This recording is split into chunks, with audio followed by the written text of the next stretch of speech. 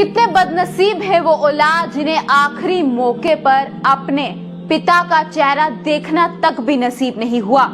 ये उस पिता की वीडियो है, उस पिता की तस्वीर है। ये वो पिता है जिसने अपने मरने से पहले वसीयत में ये लिखवा दिया था कि मेरे जाने के बाद मेरा आखिरी चेहरा मेरे औलाद बिल्कुल ना देखे। उस पिता से जब पूछा गया था, उस पिता ने ये कहा कि मेरे बच्चों ने मुझे बहुत परेशान किया, बहुत दुख दिया है, इतना कि मुझे मेरे ही घर से बाहर निकाल दिया और मैं उस चीज को कभी नहीं भूलूंगा। और मुझे लगता है ये वीडियो देखकर आप भी ये चीज कभी नहीं भूल पाएंगे कि एक बेटे ने, एक बच्चे ने, एक औलाद ने अपने पिता के साथ क्या किया। क्योंकि आजकल के जो बच्चे हैं वो हमेशा यही सोचते हैं कि उनके साथ ऐसा नहीं होगा, लेकिन वो ये भूल जाते हैं कि जैसा वो करते हैं उन्हें आगे भी वैसा ही नसीब होगा।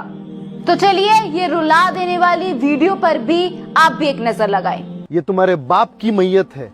कितनी बदनसीब हो तुम, कितनी बदनसीब औलाद हो इस धरती की तुम, कि आज तुम्हारे बाप की मैयत यहाँ पर पड़ी है।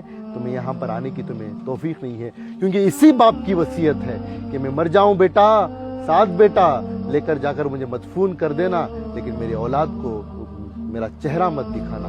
ये इनके आखिरी अल्फाज थे। लायर पाड़लिया से बुजुर्ग को लेकर आए थे जो जख्मी हालत में थे। 4 महीने मस्जिद में रहकर खिदमत करते रहे, माफ करना 4 साल मस्जिद में रहकर खिदमत कर रहे थे, क्योंकि औलाद ने घर से बाहर निकाल दिया था। बीवी के इंतकाल के बाद में इनको भी घर से निकाल दिया। और जब हम वीडियो बनाकर लेकर आए, जब हमें 2 तरफा स्टोरी पता नहीं थी, तब भी हमने रिक्वेस्ट की, हो सकता है कि तुम्हारे बाप ही गलत हो, तुम ही सही हो, आओ आकर अपने बाप को लेकर जाओ। 5 महीने हो गए ये बाप आश्रम में अकेला लावारिस की तरह, अनाथ की तरह पड़ा था। किसी ने अब तक आकर इनको नहीं पूछा। आज दुनिया से जाने का वक्त आया। कितनी बदनसीब है तुम्हारी किस्मत कि मैं बेटा बनकर इनको लेकर जा रहा हूँ, लेकर जाकर इनके आखिरी सफर को सुपुर्द खाक करने जा रहा हूँ। गुस्ल देंगे, कफन पहनाएंगे। तुम कितने बदनसीब हो, कितनी बदनसीब औलाद हो कि तुम अपने बाप का दीदार तक नहीं कर सकते, क्योंकि बाप की वसीयत है कि तुम नहीं आ सकते यहाँ पर। इस बाप को कफन नहीं पहना सकते तुम, इस बाप के मैयत में, जनाजे में तुम शरीक तक नहीं हो सकते। यही सबसे बड़ी तुम्हारी सजा है। हम बदवा देने वालों में से नहीं है। आज दिल जल रहा है, फिर भी दुआ देता हूँ कि तुम्हारी जैसी नाफरमान औलाद की औलाद को अल्लाह इतना नेक बनाए कि वो तुम्हारी फरमाबरदार बने, क्योंकि यही वो बुजुर्ग की नस्ल है, इनके पोता पोती। आपके बच्चों को अल्लाह हिदायत दे, फरमाबरदार बनाए। लेकिन तुम जैसे नालायक बच्चों को अल्लाह ही हिसाब किताब करेगा।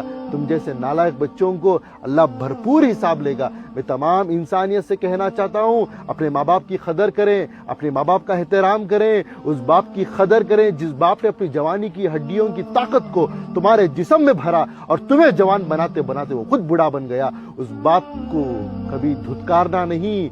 वो बाप अगरचे सूरज में जलता है तो औलाद ठंडी छांव में सोती है। अगर उस बाप को धुतकारोगे तो दुनिया दर बदर तुम्हें धुतकारेगी।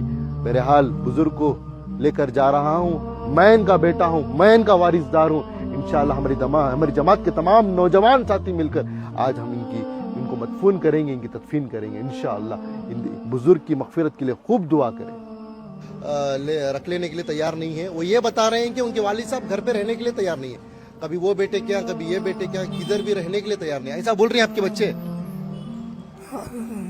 नहीं बोल रहे वो तो पैसा पकड़ के ढकेल रहे थे। घर के ढकल डाले आपको? वहाँ आते हैं ना, कुछ